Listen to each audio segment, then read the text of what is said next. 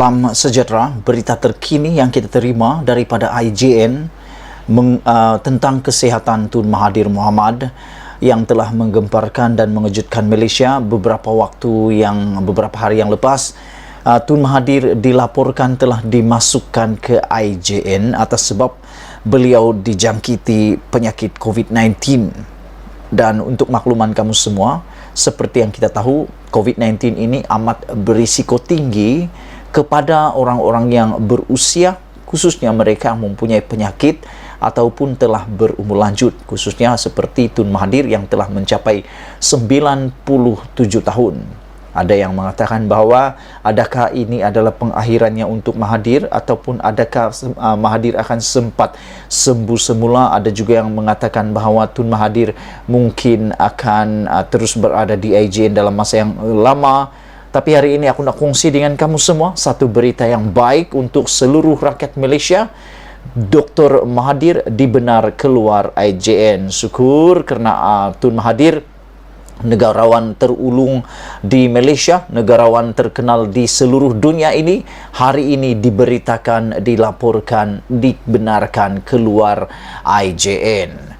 Bekas Perdana Menteri Tun Dr. Mahathir Mohamad hari ini dibenarkan keluar daripada Institut Jantung Negara IJN, di mana beliau dimasukkan untuk rawatan selepas disahkan positif COVID-19 4 hari yang lalu.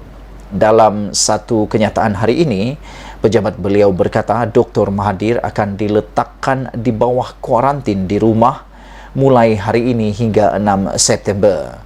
Tun Dr. Mahathir Mohamad dibenarkan meninggalkan IJN pada 9.30 pagi tadi. Dr. Mahathir dimasukkan ke IJN selepas disahkan positif COVID-19 pada 31 Ogos. Dr. Mahathir akan meneruskan kuarantinnya di rumah sehingga 6 September, kata pejabatnya dalam satu kenyataan ringkas. Dr. Mahathir yang berumur 97 tahun menjadi kontak rapat kepada ahli Parlimen Bandar Kuching, Dr. Kelvin Yee, yang disahkan positif COVID-19 pada Mac 2020 ketika awal wabak itu menyerang Malaysia.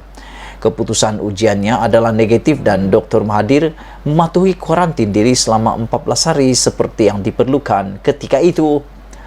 Pada akhir Julai 2021, salah seorang pegawainya tidak menunjukkan gejala tetapi disahkan positif COVID-19 dalam saringan di Parlimen. Dr. Mahathir, walaupun beliau berkata tidak menjadi kontak rapat dengan pegawai itu di Parlimen, tetap melakukan ujian tetapi negatif. Sebelum dijangkiti COVID-19, kali terakhir ahli Parlimen Langkawi itu dimasukkan ke IJN adalah pada akhir Januari tahun ini. Pada 22 Januari, Dr. Mahathir disahkan berada di IJN dan telah menjalani rawatan perubatan. Dia dibenarkan keluar pada 5 Februari yang lepas. Rakan-rakan yang saya kasihi sekalian, para penonton yang dihormati sekalian, apa yang aku nak kongsi terusnya ialah kerajaan campuran adalah pilihan terbaik jika Parlimen tergantung, kata pakar. Aku nak kongsi dari dalam sisipan kepada berita baik Tun Mahathir telah keluar daripada IJN ini ialah satu berita baik juga untuk kita semua, iaitu kerajaan campuran pilihan terbaik jika Parlimen tergantung, kata pakar.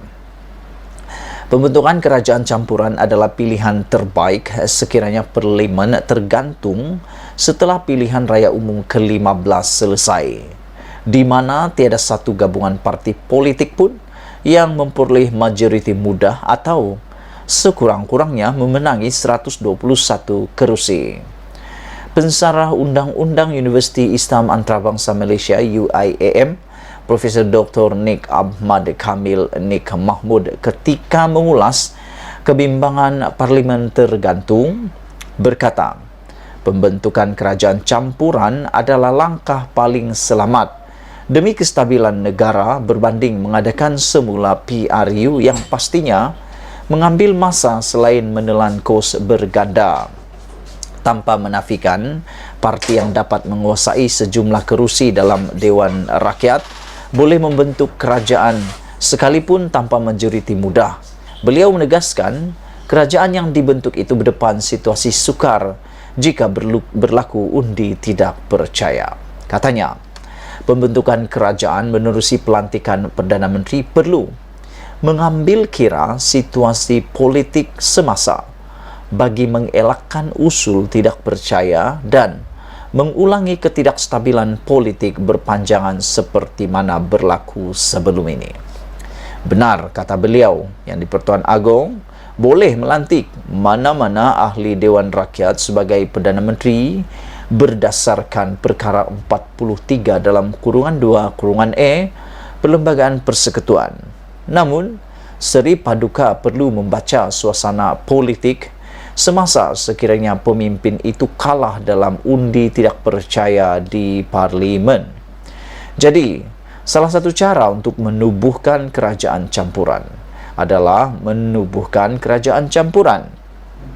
Itu pun kalau parti-parti terbabit tidak berlaga angin.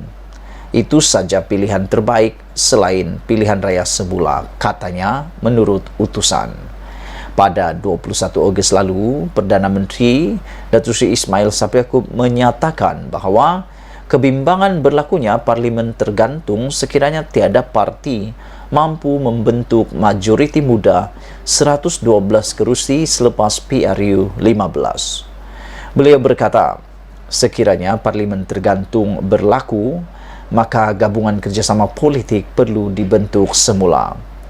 Menyusul kenyataan Ismail Sabri, veteran UMNO Tengku Razali Hamzah juga berkata, bukan senang bagi parti politik yang bertanding pada PRU 15 untuk memenangi majoriti mudah bagi membentuk kerajaan.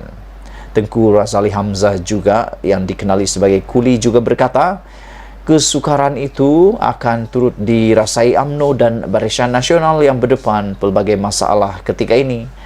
Setiap 5 tahun mesti ada pilihan raya. Kita tahu pilihan raya ini mungkin tidak membuahkan hasil yang baik kerana tidak ada satu parti pun menurut pendapat ramai mampu membentuk kerajaan, katanya lagi.